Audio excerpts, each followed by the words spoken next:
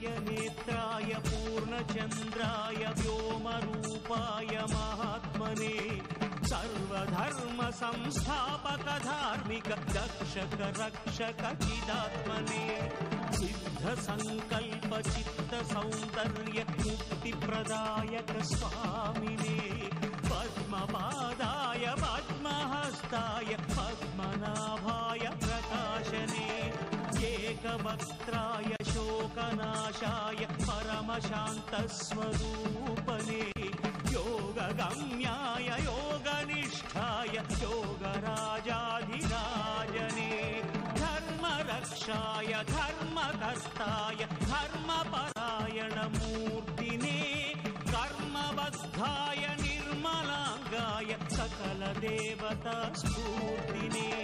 सर्वधाराय सर्वशक्त्याय वेदान्तसाक्षिणे पुण्यरूपाय धन्यचरिताय मान्यमहिमसमर्दने